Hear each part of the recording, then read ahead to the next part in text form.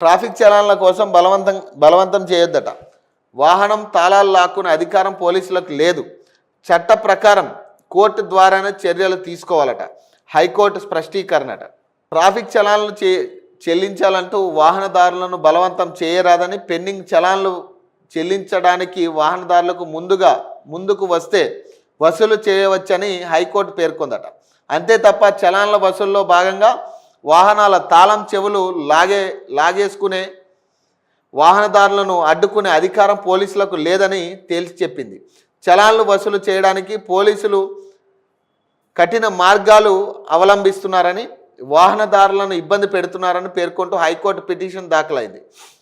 దీనిపై justice N V Shravan Kumar ధర్మాసనం విచారణ చేపట్టి ట్రాఫిక్ చలాన్ల వసూలు కోసం బలవంతపు చర్యలకు పాల్పడ్డారని స్పష్టం చేసింది. ట్రాఫిక్ నిబంధనలను ఉల్లంఘించిన వారికి విధించిన జరిమానా చెల్లించకపోతే చట్ట ప్రకారం సంబంధిత కోర్టు ద్వారా వారిపై చర్యలు తీసుకోవచ్చని పేర్కొంది.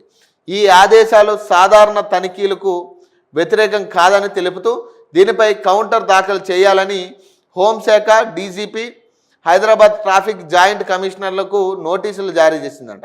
తదుపరి విచారణకు ఫిబ్రవరి 3వ తేదీకి వాయిదా వేసిందట. ఈ చలానాలు, ట్రాఫిక్ చలానాల అంశం మీద మనం ఆల్రెడీ మొన్న కూడా రీసెంట్గా కూడా ఒకటి చేసాం.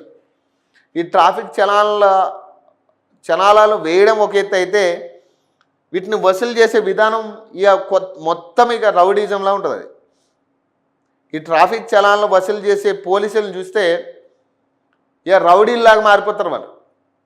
రౌడీల్లాగా, వసూలు దందాల్లాగా మారిపోతారు వాళ్ళు.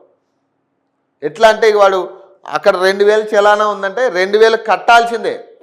నీ అకౌంట్లో ఉందా లేదా పక్కన పెట్టండి. వేరే వాడిని అడిగైనా కూడా నువ్వు ఆ 2000 కట్టే నువ్వు బండి తీసుకెళ్ళంటున్నాడు. ఇది ఎక్కడ దౌర్జన్యం ఇది? ఇప్పుడు నేనేదో కూలి పని చేసుకునేటోని అనుకుందాం. కూలి పని చేసుకునేటోడి దగ్గర 2000 రూపాయలు ఏకకాలంలో కట్టాలంటే ఎట్లా కట్టాడు వాడి అకౌంట్లో ఎట్లా ఉంటాయి? వాడిని కూడా నువ్వు 2000 కట్టేకే జరుగు, పక్కకి నువ్వు బండి పట్టుకెళ్ళు. ఇదే జరుగుతూ ఉంది దందా. నువ్వు కట్టాల్సిందే. ఈరోజు నువ్వు లేదు సార్ 500 కడతా అంటే లేదు నువ్వు 2000 కట్టిన తర్వాత బండి ఇస్తా నీకు. తాళాలు లాక్కుని జేబులో పెట్టుకుంటాడు వాడు. వాడి వెనకాల తిరగడమే. మనం